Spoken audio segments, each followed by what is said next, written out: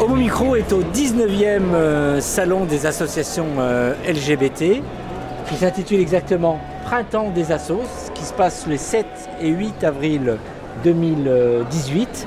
Donc c'est sportif, c'est très culturel.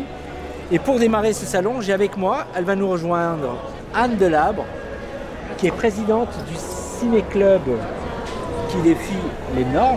Pour ceux qui ne connaissent pas justement le ciné-club, en 2 mots, c'est quoi?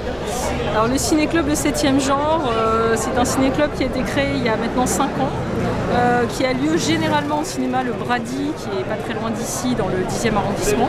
Et le principe, c'est projection débat, c'est-à-dire chaque film est accompagné d'une rencontre avec des invités après chaque film.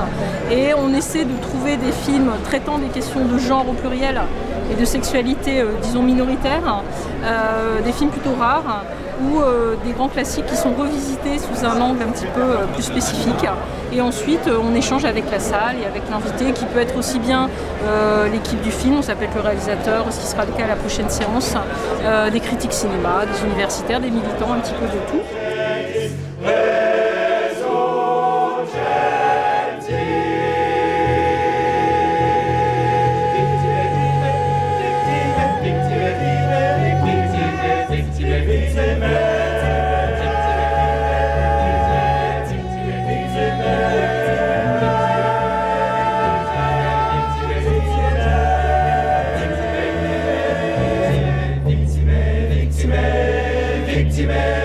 Alors Cyril, tu es toujours fidèle au Printemps des associations, nous en sommes au 19e. Oui.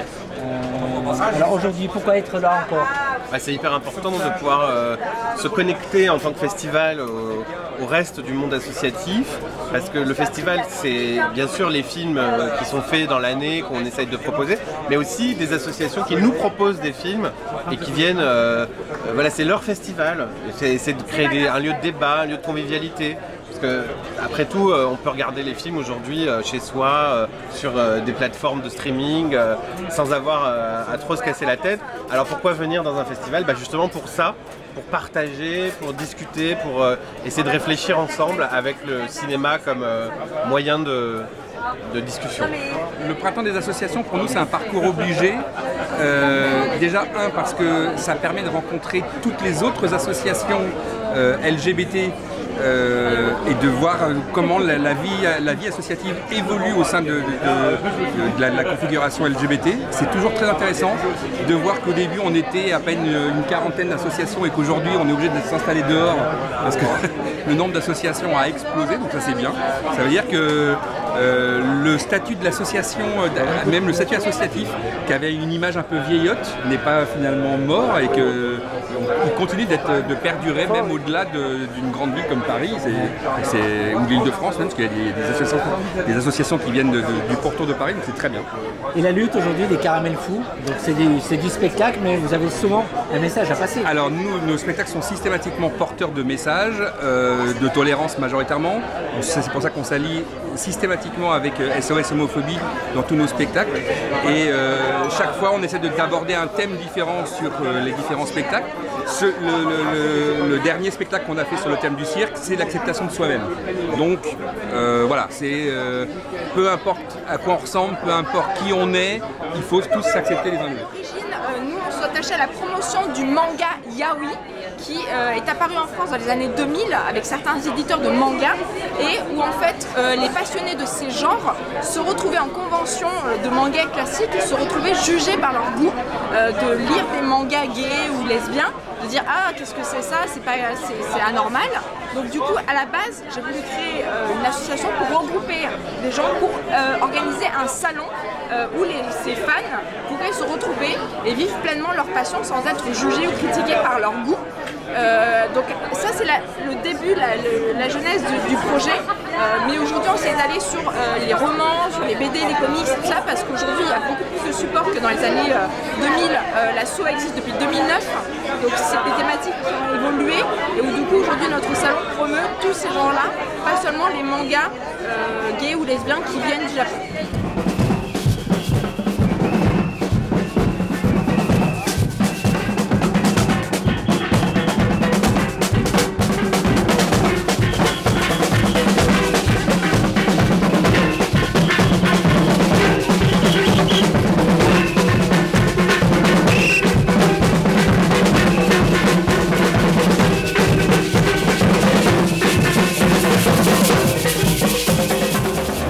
Nous sommes à quelques mois du grand événement qui va avoir lieu donc, au mois d'août. Où nous en sommes exactement aujourd'hui? Alors aujourd'hui, on a à peu près 7800 inscrits, dont 1600, presque 1700 Français, enfin, venant de France en tout cas. Le plus gros contingent, c'est les Américains. On est quasiment à 3000 Américains.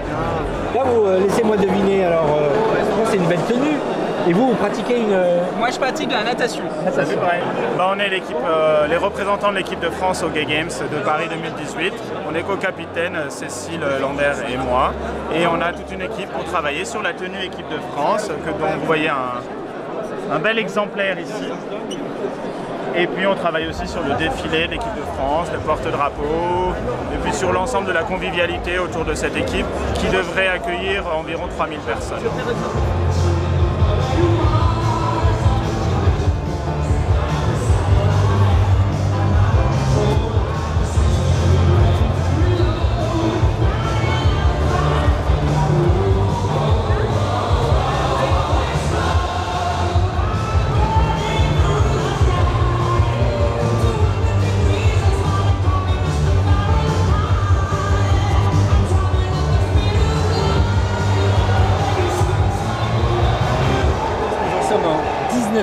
Printemps des associations. Il y a toujours autant de monde, toujours autant de foule. Le message que vous souhaitez passer lors de ce week-end? Effectivement, c'est la 19e édition du Printemps des associations. Et en fait, d'année en année, on voit bien qu'il y a une foule qui vient rencontrer les associations LGBT et on le voit bien par rapport à l'année dernière. Par exemple, l'année dernière, on a eu plus de 7000 personnes qui se sont rendues au salon pendant le samedi et le dimanche pour venir à la rencontre des associations LGBT, ce qui est très très important puisque les associations LGBT sont là pour faire de l'information, pour communiquer sur les actions qu'ils font au quotidien et surtout pour lutter contre les violences faites aux personnes LGBT et les discriminations qu'elles subissent au quotidien. Qu'est-ce qui reste aujourd'hui comme combat à mener pour faire évoluer encore les mentalités, les situations? Alors, malgré des avancées qu'on a eues pendant l'ancien quinquennat, donc on a eu le mariage pour tous, on a eu aussi les changements d'état civil pour les personnes trans, on voit bien que les choses ne sont pas encore assez, elles ne sont pas parfaites, et il faut continuer à réclamer des droits, notamment sur la question des filiations. Donc... Et alors, l'Ardis, pour ceux qui ne le connaissent pas, oui. C'est une association qui lutte et qui milite auprès de qui exactement? Oui. En fait, l'Ardis est une association qui est divisée en deux pôles. On a un pôle asile qui aide les personnes qui sont perdues dans leur pays du fait de leur orientation sexuelle. On les accompagne jusqu'au fait qu'elles puissent obtenir un statut, c'est-à-dire la protection en France. Et on a également un pôle couple qui aide les Français qui sont en couple avec des étrangers sans papier. On les accompagne dans le processus d'obtention de titre de séjour. Donc, comme vous pouvez le voir, moi je suis au pôle couple et mes collègues derrière sont au pôle asile. Quel problème rencontrent en règle générale les gens qui sont justement d'ailleurs et qui cherchent refuge en France?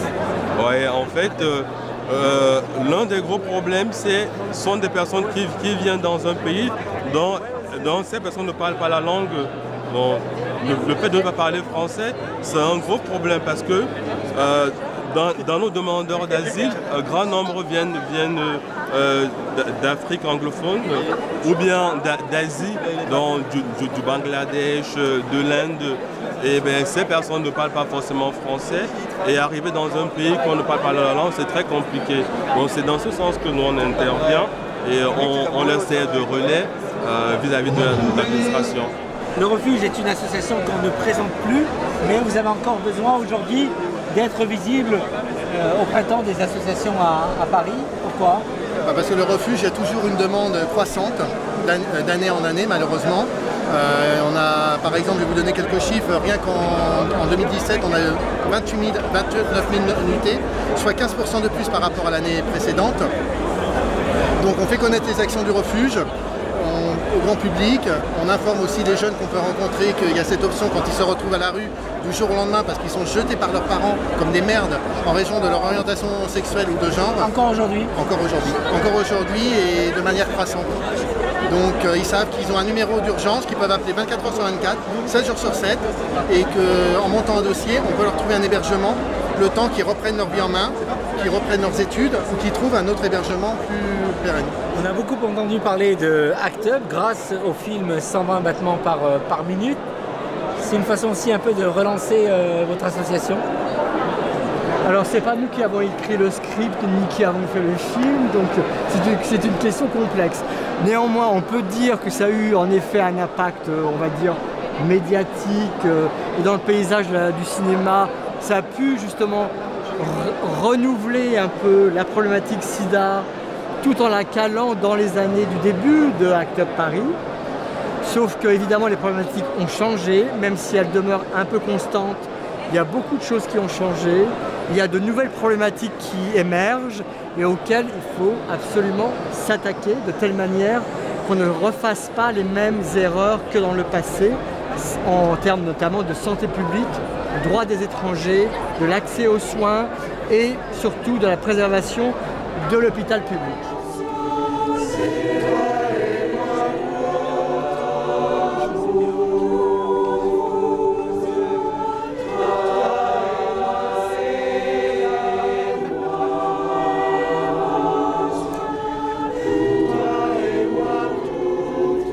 C'est important de venir, je ne suis pas toute seule, je suis avec Frédéric Potier qui est délégué interministériel, notamment à l'homophobie, Paco Rupin qui est député de la circonscription, Laetitia Avia qui est avec nous mais qui doit être derrière. L'idée c'est d'aller à la rencontre des associations qui sont là aujourd'hui au printemps des assos, de parler, vous voyez, de discuter de PMA, d'égalité, lutte contre l'homophobie, la lesbophobie, préparer un peu la marche des fiertés aussi, puis de constater aussi la mobilisation de ces associations. Je pense que c'est important dans la période dans laquelle on est, de ne pas laisser juste la parole à la haine et de montrer aussi qu'il y a des gens qui s'organisent positivement pour pouvoir vivre leur amour et vivre leur identité en toute liberté. Merci madame. Merci à vous.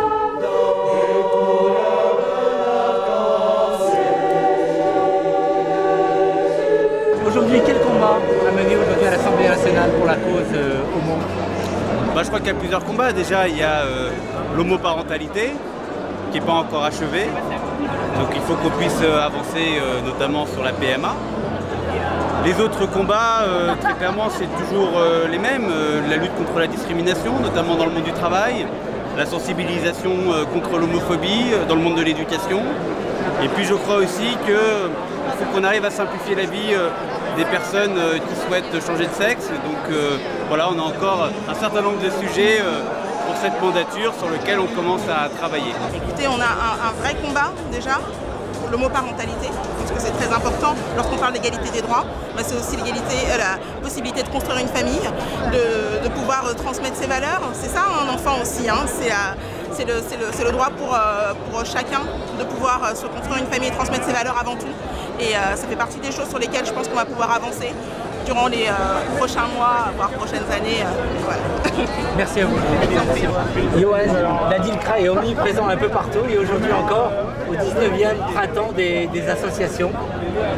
Alors, donc la DILCRA effectivement soutient les associations LGBT, donc depuis 1 an et demi qu'elle a élargi son objet à la lutte contre la haine anti-LGBT au sens large. Donc c'est important pour nous, DILCRA, d'accompagner les différents événements associatifs LGBT, alors d'autant plus le printemps des assos de l'intérêt LGBT qui réunit, je crois, une centaine d'associations, d'événements, d'ateliers, de concerts, etc. Donc c'est très important pour nous. c'est très important pour le milieu associatif parisien et on est également attaché à être en région. Et c'est pour ça que nous avons lancé il y a quelques semaines un appel à projets déconcentrés, donc à destination des régions, à destination des associations LGBT locales. Et on est en train d'instruire les dossiers, on a reçu beaucoup de dossiers et c'était important pour nous d'être présents sur tout le territoire. Donc à Paris, avec un événement comme celui-là aujourd'hui du printemps des assos LGBT organisé par l'Inter-LGBT. Et puis c'est important pour nous d'être présents dans les régions avec un soutien aux associations locales puisque malheureusement l'homophobie, la biphobie, la transphobie sont présents sur tout le territoire et aucun territoire n'est épargné par la haine anti-LGBT.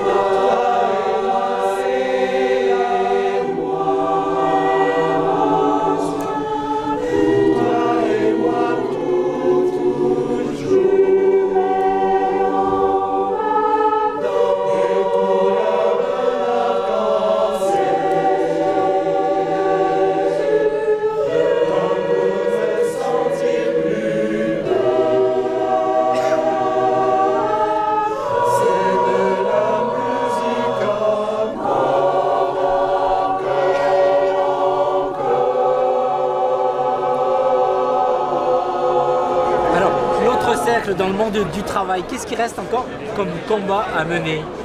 Ce qui reste comme combat, c'est que aujourd'hui rien n'est complètement gagné, hein, rien n'est jamais acquis non plus, donc il faut rester prudent.